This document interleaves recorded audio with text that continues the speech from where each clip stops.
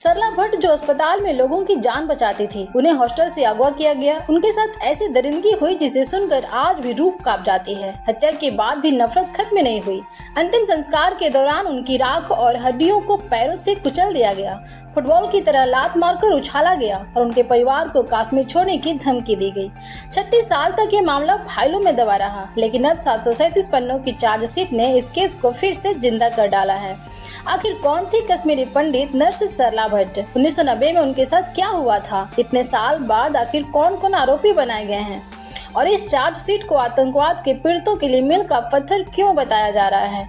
इन सभी के बारे में इस वीडियो में बात करेंगे, तो इस वीडियो के अंत तक बने रहिए, क्योंकि इसमें केवल सरला भट्ट के बारे में नहीं जानेंगे, आप कश्मीर के इतिहास के सबसे काले अध्यायों में से एक के बारे में भी जानकारी प्राप्त करेंगे। तो चलिए शुरू करते हैं। सरला भट्ट कश्मीर के अनंतनाग जिले के कश्मीरी पंडित परिवार से थी। वह श्रीनगर के सौरा इलाके स्थित Sher e Kashmir institute of medical sciences यानी SKIMS में स्टाफ नर्स के रूप में कार्यरत थी। 1990 का समय कश्मीर घाटी के लिए बेहद आसान था। एक तरफ आतंकवाद तेजी से फैल रहा था, दूसरी तरफ कश्मीरी पंडितों को लगातार निशाना बनाया जा रहा था। कई लोग अपनी जान बचाने के लिए घाटी छोड़ चुके थे, लेकिन सरला भट्ट ने अपना अस्पताल और अपनी ड्यूटी नहीं छोड़ी। वह मरीजों की सेवा करती रही। शायद उन्हें अंदाजा भी नहीं था कि कुछ ही दिनों बाद वही आतंकवाद उनकी जिंदगी छीन लेगा। 18 अप्रैल 1990 इतिहास का वो काला दिन, जब सरला भट्ट का श्रीनगर स्थित हॉस्टल के पास से अपहरण कर लिया गया। जांच एजेंसियों के अनुसार उनका अपहरण जम्मू कश्मीर लिबरेशन फ्रंट यानी JKLF के आतंकियों ने किया।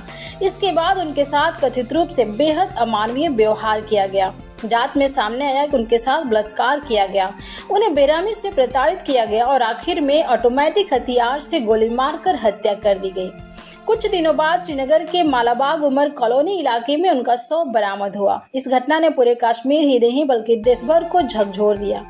जांच एजेंसियों का आरोप है कि यह कोई सामान्य हत्या नहीं थी, बल्कि यह उस बड़े आतंकी अभियान का हिस्सा थी जिसका मकसद कश्मीरी पंडित समुदाय में भय पैदा करना और उन्हें घाटी छोड़ने पर मजबूर करना था।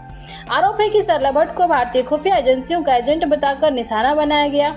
उस दौर में लगातार हो रही हत्याओं, धमकियों और आतंक के कारण हजारों कश्मीरी पंडित अपने घर छोड़कर पलायन करने को मजबूर हुए। लोगों ने टेंटों में शरण ली, अपनी नई जिंदगी शून्य से शुरू की, जबकि उनकी कई संपत्तियां लूट ली गई, जला दी गई और उन पर अवैध कब्जे कर लिए गए। समय बीतता गया, सरकारें बदलती रही, लेकिन सरला भट्ट हत्याकांड की जांच वर्षों तक आगे नहीं बढ़ पाई। मार्च 2024 में यह मामला Jammu Kashmir state investigation agency यानी कि SIA को सौंपा गया। इसके बाद जांच टीम ने इस पुराने केस को दोबारा खोला। जांच के दौरान पुराने दस्तावेज जुटाए गए, फोरेंसिक और बैलिस्टिक जांच की गई, मेडिकल रिकॉर्ड्स का विश्लेषण किया गया, इलेक्ट्रॉनिक सबूतों की जांच हुई, चश्मदीद गवाहों और अन्य लोगों के बयान दर्ज किए गए। करीब 2 साल की जांच के बाद SIA ने 737 पन्नों की विस्तृत चार्जशीट तैयार की। SIA ने श्रीनगर की विशेष NIA अदालत में चार्जशीट दाखिल की है। उसमें इस समय JKLF के कमांडर रहे यासिन मलिक को मुख्य आरोपी बनाया गया है। उनके अलावा खुर्शीद अहमद चालकू, अब्दुल हामिद शेख, मोहम्मद यूसुफ सूफी उर्फ इद्रिस, गुलाम मोहम्मद टपलो को भी आरोपी बनाया गया है। जांच एजेंसी के मुताबिक इन्हीं लोगों ने सरला भट्ट के अपहरण और हत्या की साजिश रची और उसे अंजाम दिया। हालांकि 4 आरोपियों की मौत हो चुकी है, जबकि यासिन मलिक फिलहाल एक अन्य मामले में न्यायिक हिरासत में है। इन सभी पर टाडा कानून और भारतीय शस्त्र अधिनियम की विभिन्न धाराओं के तहत आरोप लगाए गए हैं। SIA ने अपने बयान में कहा कि आतंकवाद के मामले समय बीत जाने से खत्म नहीं हो जाते। पुराने अपराध भी कानून के दायरे में आते हैं और अपराधियों को जवाबदेह ठहराया जाएगा। एजेंसी के अनुसार 737 पन्नों की यह चार्जशीट वर्षों की मेहनत का परिणाम है। इसमें मौखिक, दस्तावेजी, फोरेंसिक, मेडिकल, बैलिस्टिक और इलेक्ट्रॉनिक सबूतों को शामिल किया गया है। SIA का कहना है कि आतंकवाद पीड़ितों को न्याय दिलाने की दिशा में यह एक महत्वपूर्ण उपलब्धि है। चार्जशीट दाखिल होने के बाद सरला भट्ट के चचेरे भाई PK भट्ट ने उस दर्दनाक दौर को याद किया। उन्होंने आरोप लगाया कि सरला भट्ट की हत्या के बाद भी हत्यारों का गुस्सा शांत नहीं हुआ था। जब परिवार अंतिम संस्कार के लिए पहुंचा, तब भी उन्हें अपमानित किया गया। उनका दावा है कि करीब 200 लोगों ने उन्हें घेर लिया। सरला भट्ट की राख और अस्थियों को जूतों से कुचला गया। हड्डियों को पैरों से उछाल कर इधर उधर फेंका गया और परिवार को गालियां देते हुए कहा गया कि अभी तक तुम लोग कश्मीर छोड़कर नहीं गए।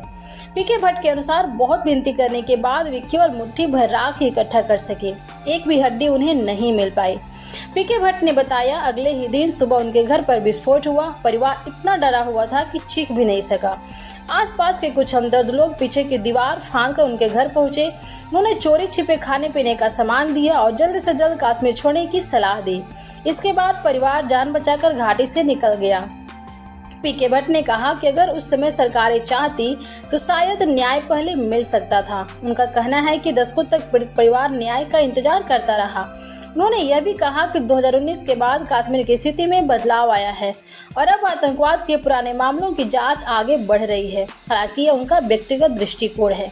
पीके भट्ट ने यासीन मलिक के लिए बेहद कड़ी सजा की मांग की। उन्होंने भावनात्मक प्रतिक्रिया देते हुए कहा कि उन्हें लगता है कि यासीन मलिक को कठोर से कठोर दंड मिलना चाहिए। यह बयान पीड़ित परिवार के गहरे दुख और आक्रोश को दर्शाता है। हालांकि अंतिम फैसला अदालत द्वारा उपलब्ध साक्ष्यों और कानूनी प्रक्रिया के आधार पर ही किया जाएगा। दोस्तों, सरला भट्ट की कहानी सिर्फ एक नर्स की हत्या की कहानी नहीं है। यह उस दौर की कहानी है जब आतंकवाद के कारण हजारों परिवार उजड़ गए, जब लोगों को अपने ही घर छोड़ने पड़े और जब कई पीड़ित परिवार दशकों तक न्याय का इंतजार करते रहे। अब 36 साल बाद 737 पन्नों की चार्जशीट के साथ यह मामला फिर अदालत के सामने है। आगे कानूनी प्रक्रिया में क्या होता है, क्या आरोप साबित हो पाते हैं और क्या इस मामले में पीड़ित परिवार को न्याय मिल पाएगा, इस पर पूरे देश की नजर रहेगी। आप इस पूरे मामले को किस नजरिए से देखते हैं? क्या इतने वर्षों बाद भी न्याय की उम्मीद कायम रहनी चाहिए? अपनी राय हमें कमेंट में जरूर बताइएगा। वीडियो पसंद आया हो तो लाइक कीजिएगा, दोस्तों के पास शेयर कीजिएगा, चैनल पे नए हो तो सब्सक्राइब करके बेल आइकन जरूर प्रेस कीजिएगा। तो मिलते हैं नेक्स्ट वीडियो में, तब तक के लिए जय हिंद, जय भारत।